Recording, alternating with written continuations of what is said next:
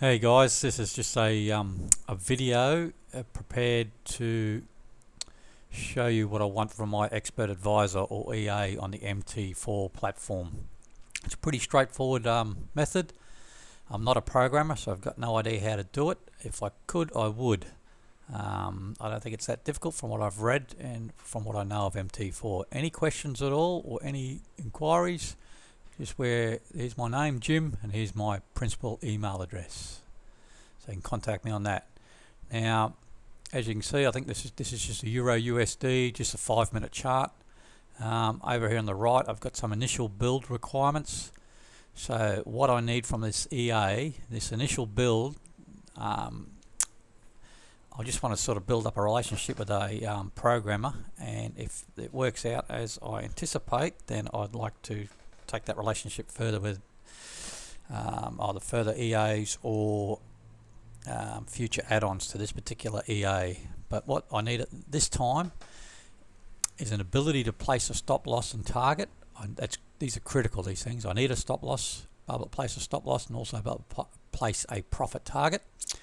I need to be able to trade in any time frame. I know this is a 5-minute chart, but I want to be able to trade on any time frame. I think that's pretty simple.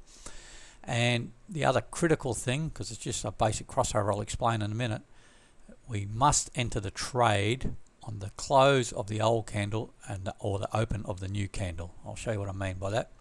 So here we are, we just got a basic 5-minute candlestick chart on the Euro. It's just a random chart. This blue line, it's just a simple moving average set at 25. I'll bring up the properties just to confirm. Period 25, simple, on the close. Can't get any simpler than that. So it's pretty straightforward. Now this down here is what I call it is a MACD. MACD. It's just slightly modified. All right. Here's the details here. I'll just go through it. Bring up the box. All right. The parameters. The fast, I've written all this down here so you can look at it. The fast EMA set at 6. The slow EMA set at 12. The MACD SMA is set at 1 on the close. Now just go to the colours. Now as I've got a black background on my chart, I've made the main black as thin as possible and just a dotted line. Basically all I'm doing is hiding it, so I don't want to see it on the chart. And the signal line is yellow, and that is the line you see here on the chart. So that's all I want to see, is that signal line on the chart. Alright, and the levels, I've only got the one level. That's at the 0, and that's that dotted blue line along here. Pretty straightforward, pretty simple. All time frames. So that's it. That's the indicators in a nutshell, so it's not hard. Now, what we're looking for, I'll just bring up my crosshair, is for price. The candles on this example, we're above the price is above the SMA, so obviously my next signal will be to the downside. So I'm looking for price to close below, so close below the simple moving average, and at the same time price, the MACD has to close on that same candle below that 0 line. So here's an example here. This candle where my cursor, my crosshairs on, that one below has clearly crossed and closed below the simple moving average. And if we go down to the MACD, it is closed at a negative, so it's minus 0.000005. So it's definitely, even though it's just below, it's closed below. So what I would want from this EA is to open a sell signal, a sell trade at market on the open or close as possible on this next candle. So that one opens at 1.37084. That's where I'd want my open. It's basically the same as the close of that one. As soon as that one closes and that one opens, that's when I want it. It's critical that the candle has to close and the conditions are met. The two conditions are price closes below that simple moving average and price, or the MACD, closes below the 0 line. So we come down in the downtrend. Now I want to be able to set a stop loss, and I want to be able to set a profit target. These are things, they vary on different time frames, but I need the ability to do that. Price comes down. Obviously my next signal, I'm looking to the upside, and as you can see, bang, this candle here, big green candle. Price obviously closes above the 25 SMA, and as you can see by looking down at the MACD has closed above the zero line, that blue line. So I would want an open on that next candle, that red candle. Didn't look like a very good trade, but anyway, opens up here. Even though price falls below the simple moving average, it doesn't matter, because down here the MACD hasn't crossed below the zero level.